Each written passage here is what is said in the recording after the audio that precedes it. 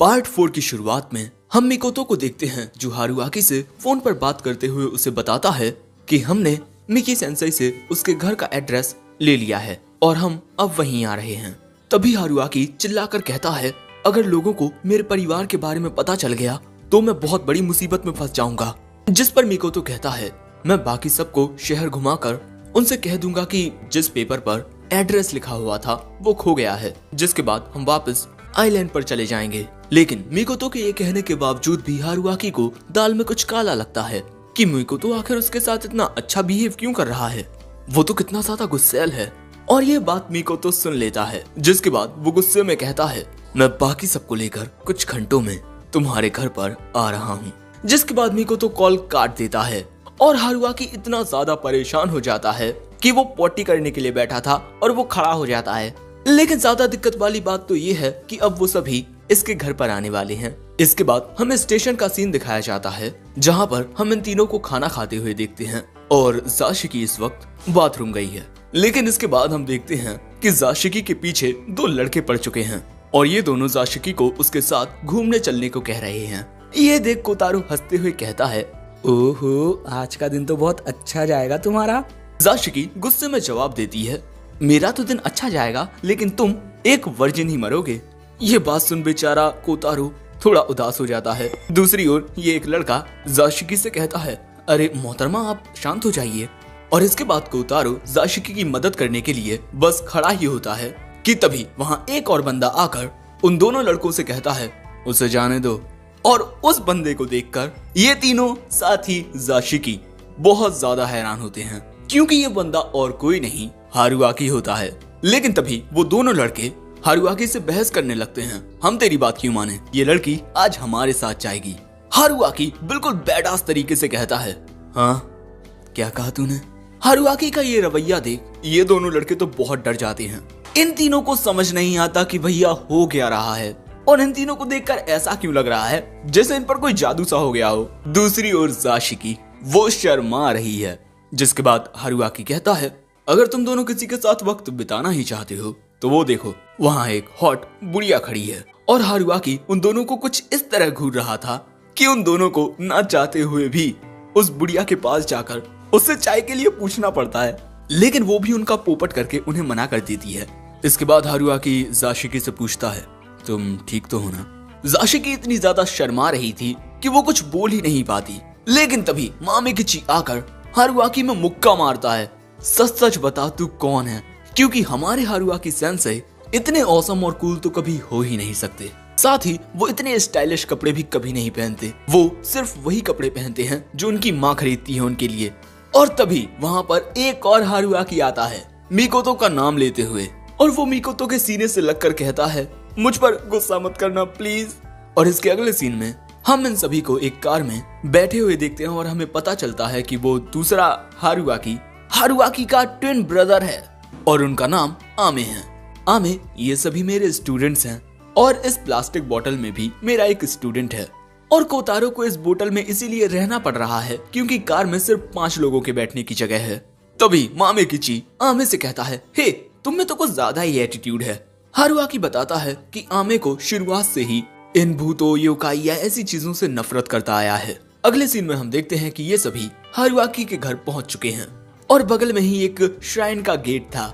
हारुआकी मिकोतो को बताता है कि उसने अपनी माँ को सब कुछ समझा दिया है और क्योंकि उसके पापा सुबह जल्दी काम पर चले गए थे इसलिए वो उनके घर आने के बाद उन्हें सब समझा देगा। तभी वहाँ एक और लड़का आता है ये कहते हुए, हारू तुम आ गए। सो हारुआकी उसमें एक किक मारता है, आई डोंट नो व्हाई। और जब उसके स्टूडेंट्स उस आदमी के बारे में पूछते हैं तब वो कहता है कि ये तो बस एक भूत है जो यहाँ आसपास के लोगों को परेशान करता है। तभी हम वहाँ एक और लड़की को देखते हैं, तुम्हारे स्टूडेंट्स आ चुके हैं हारू। और तभी वो उस आदमी को देख जो जमीन पर पड़ा हुआ है कुछ कहने ही वाली थी कि तभी हारुआकी आकर उसे बीच में टोक देता है, ये हारुआकी की माँ है। मैंने आपको बताया ना कि मेरे स्टूडेंट्स को नहीं पता कि मेरा हाउस एक श्राइन है। ये जानने के बाद आंटी सभी बच्चों को घर के अंदर बुलाती हैं और जब मिकोतो कहता है कि ये आदमी यहाँ बीच रोड पर ऐसे ही पड़ा रहेगा, सो आंटी कहती हैं वो एक परी है जो हमारे घर में सैकड़ों सालों से रह रही है, इस बेचारे को फेरी बना दिया। बेचारा स्मॉल ओल्ड मैन। कोतारू कहता है लेकिन ये छोटा कहाँ है? आंटी कहती है अरे ये तो एक बड़ी फेरी है, आने वाले फ्यूचर में तुम जरूर से लखपति बनोगे। बाकी सब भी उसकी बात पर यकीन कर लेते हैं और खुशी खुशी घर के अंदर चले जाते हैं। मिकोतो और हारुआकी के एक्सप्रेशन कुछ ये होते हैं।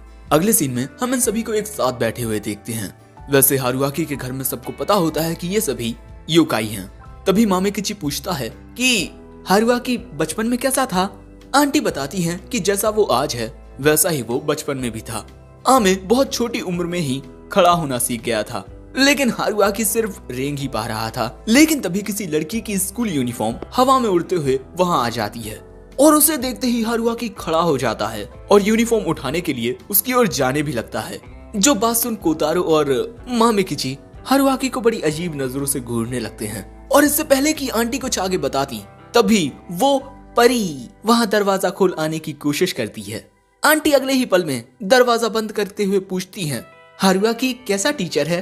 अब इस बारे में याद करते हुए बच्चे बताना शुरू करते हैं। जब उनके साथी टीचर उन्हें मारने की कोशिश करते हैं तब भी वो हार नहीं मानते और पढ़ाते हुए जब उनकी आंखों में गलती से कोई बच्चा मिट्टी फेंक देता है तब भी वो हार नहीं मानते। और भी दूसरी कई वजहें हैं जो होने पर भी वो हार नहीं मानते। ये सब सुन आंटी कहती हैं मेरा हारू कितना होनहार है। लेकिन ये बातें सुन हारुआकी के पुराने जख्म ताजा हो जाते हैं। लेकिन तभी वहाँ आमे आकर कहता है माँ मैंने कहा था ना हारू टीचर बनने के लायक नहीं है। आंटी कहती हैं कि हे आमे चुप हो जाओ। लेकिन तभी आमे बताता है कि माँ आपका फेवरेट टीवी शो आने वाला है ना? जिसके बाद आंटी टीवी के सामने बैठ जाती हैं रिमोट लेकर और आमे मिकोतो से कहता है तुम तो जानते हो ना कि हारू योकाई से कितना डरता है। मिकोतो कहता है कि हाँ तुमने सही कहा। और ये बात सुनते ही आमे इन सभी को उठाकर इन्हें घर के बाहर फेंक कर कहता है मैं हर एक मुमकिन कोशिश करके हारू को वो स्कूल छुड़वा दूंगा, क्योंकि योकाई और इंसान दोनों ही अलग अलग दुनियाओं में रहते हैं, तो हारू से दूर रहना। और वो दरवाजा बंद कर देता है। लेकिन उसकी ये बात सुन मिकोतो को गुस्सा आ गया था और वो कहता है अरे यार मैं तोहफे में 5 अलग अलग टाइप की यूनिफॉर्म लेकर आया था, अब उनका क्या होगा? ये बात सुनते ही हारुआकी किसी भूत की तरह गेट से झांकते हुए कहता है क्या ये सच है? लेकिन मिकोतो उसे इग्नोर कर सभी से चलने को कहता है। और इसके बाद हमें बताया जाता है कि हमारी इस कहानी में शायद से हारुआकी सेंसेई का सफर इतना ही था, तो अब उनसे मुलाकात अगली जिंदगी में होगी। लेकिन तभी हारुआकी कहता है अरे नहीं दोस्तों मेरी जिंदगी अभी बाकी है, मैं चला गया तो ये शो कैसे चलेगा? अगले सीन में हारुआकी कहता है आमे आखिर तुम ऐसा कैसे कर सकते हो? वो कहता है अगर तुम उनकी सच में परवाह करते हो तो उनसे दूर रहो।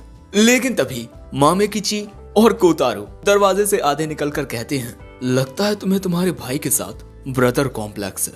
और उनको ऐसे देख आमे वहीं बेहोश हो जाता है। इन दोनों को भी समझ नहीं आता कि आखिर हुआ क्या। अगले सीन में हम देखते हैं कि आमे बीमार पड़ चुका है। उसकी माँ बाकी सबसे आमे की ओर से माफी मांगते हुए कहती हैं आखिर आमे के ब्रदर कॉम्प्लेक्स में कहाँ गड़बड़ हो गई। इसके बाद हमें पता चलता है कि आमे बचपन से ही हारू के लिए दूसरे बच्चों से लड़ता आया है, जिस वजह से आमे से सब लोग डरने लगे और आमे के साथ साथ हारू से भी दूर रहने लगे और इस वजह से हारुआकी कभी दोस्त ही नहीं बना पाया। और तभी आंटी कहती हैं हे कैसा रहेगा अगर तुम लोग हमारी मेरा मतलब बगल वाली श्राइन में आज रात एक फेस्टिवल होने वाला है, तो क्या तुम सभी उसे सजाने में हमारी मदद कर सकते हो?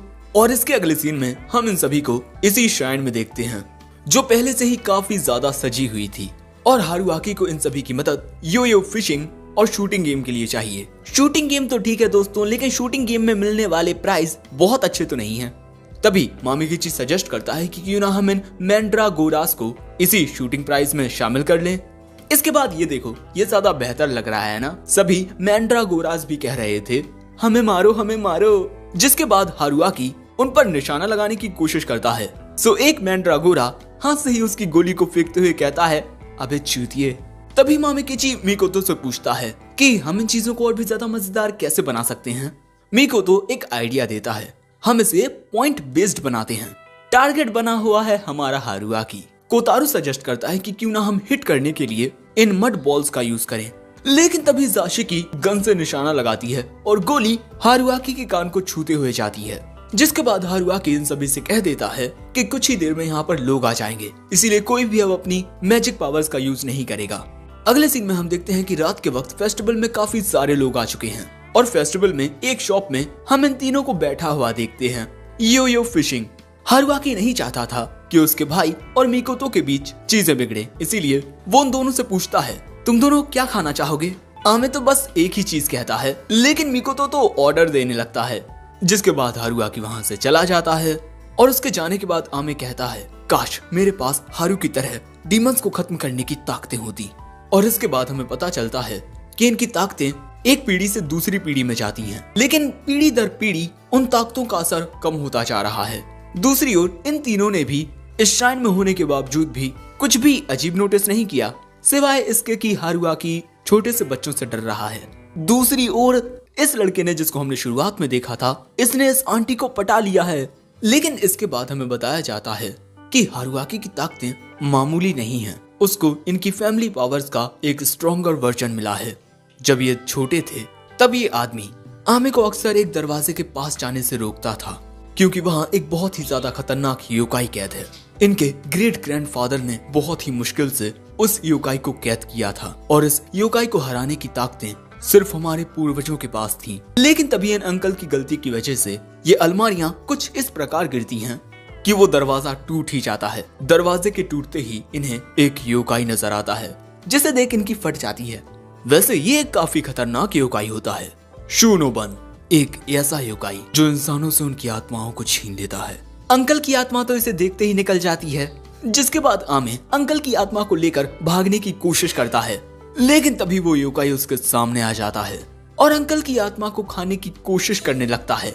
दूसरी ओर इस कमरे का दरवाजा बाहर से हारू खटखटा रहा था, क्योंकि उसे आमे की मदद की जरूरत थी। हारू की आवाज सुनी उस योकाई का ध्यान उसकी ओर जाता है, जिसके बाद ये अंकल की आत्मा को छोड़ हारू की आत्मा को खाने के लिए अपना मुंह खोलता है। लेकिन दूसरी ओर काफी देर तक दरवाजा ना खुलने की वजह से हारू को गुस्सा आ गया था, जिस वजह से उसकी मैजिक पावर्स एक्टिवेट हो जाती हैं और वो पावर्स कुछ इस प्रकार इस योकाई को स्वाहा कर देती हैं। और इसके बाद हारू दरवाजा खोलकर बताता है कि टीवी में बहुत ही बढ़िया, बहुत क्यूट यूनिफॉर्म दिखाई जा रही है, चलो साथ में देखते हैं।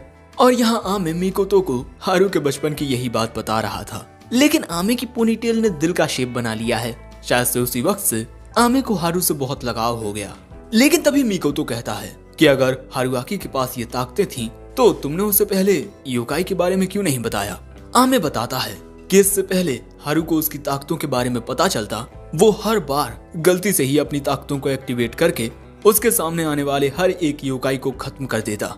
उसकी ताकतें बहुत ही ज्यादा पावरफुल हैं, इसीलिए उन्हें कंट्रोल करने के लिए मैंने उसे एक ब्रेसलेट भी दिया था। और हो सकता है कि अब मैं जो कहने वाला हूँ वो सिर्फ मेरा वहम हो, लेकिन क्या तुम रीइंकार्नेशन में यकीन रखते हो। मिकोतो कहता है मैं ऐसी अनसाइंटिफिक बातों पर यकीन नहीं करता, ये खुद एक भूत है। आगे आमी कहता है मैंने हारू को कभी भी उस स्कूल में जाकर पढ़ाने की इजाजत नहीं दी, क्योंकि मैं नहीं चाहता था कि उसे कभी भी कोई चोट आए। ये सुन मिकोतो कहता है अगर उस पर कभी कोई दिक्कत आई तो मैं संभाल लूंगा सब। मैं मानता हूँ कि उसकी ताकतें बहुत ज्यादा ताकतवर हैं, लेकिन उसकी ताकतें याकुब योगामी पर ज्यादा असरदार नहीं हैं। अगर उसने कभी भी गलती से भी किसी योकाई को नुकसान पहुंचाने की कोशिश की तब मैं उसे रोकूंगा। आमे कहता है कि आखिर मैं तुम पर यकीन कैसे कर सकता हूँ, लेकिन मिकोतो कहता है तुम्हें मुझ पर नहीं बल्कि अपने भाई पर यकीन करने की जरूरत है। तुम्हें अपने भाई को सपोर्ट करना चाहिए। वो अपनी जान खतरे में डालकर भी एक टीचर बनने की कोशिश कर रहा है और मैं मानता हूँ कि वो बहुत ज्यादा बेवकूफ है और उसके डिजायर्स भी काफी अजीब हैं, लेकिन ये सारी चीजें इस बात को झुटला नहीं सकती कि वो हर एक काम में अपना 100% देता है। इनकी ये सारी बातें हारू चुपकर सुन रहा था। वो मिकोतो की बातें सुन बहुत ही ज्यादा इमोशनल हो जाता है कि वो मिकोतो के ऊपर कूद ही पड़ता है और ये दोनों इस पानी के टब में गिर जाते हैं। मैं योकाई स्कूल में भी अपनी पूरी कोशिश करूंगा कि मैं वहां भी एक बेहतर टीचर बन पाऊं, लेकिन यहाँ मिकोतो को उसकी बात से घंटा फर्क नहीं पड़ता। अगले सीन में हम हारू को पानी में रस्सियों से बंधा देखते हैं और मिकोतो अब उसके साथ ये करने वाला है, लेकिन तभी आमे कहता है ठीक है मेरे भाई, अपनी पूरी कोशिश करना। लेकिन यहाँ पर हारुआकी को झटके लग रहे हैं। कृपया बच्चे ऐसी चीजों को घर पर ना करें, ओके। अगले सीन में हम देखते हैं कि हारुआकी बाकी सबके साथ आइलैंड पर जाने के लिए तैयार था, जहां अलविदा कहने के लिए ये फेरी भी वहां पर आई हुई थी, लेकिन असल में ये हारुआकी के पिता हैं। लेकिन तभी आमे मिकोतो से कहता है, तुम उसका ख्याल रखना। वो कहता है हाँ हाँ। तभी अनाउंस किया जाता है कि इनकी ट्रेन कुछ ही देर में छूटने वाली है, जिसके बाद ये सभी हड़बड़ाते हुए ट्रेन की ओर जाने लगते हैं और वक्त रहते ट्रेन में आ भी जाते हैं, जिसके बाद ट्रेन चालू हो जाती है। लेकिन तभी ट्रेन की दूसरी ओर आमे दौड़ते हुए आ रहा था और वो हारुआकी से कुछ कह रहा था। इन्हें कुछ सुनाई तो नहीं देता, लेकिन हारू समझ जाता है क्योंकि ये दोनों जुड़वा जो ठहरे।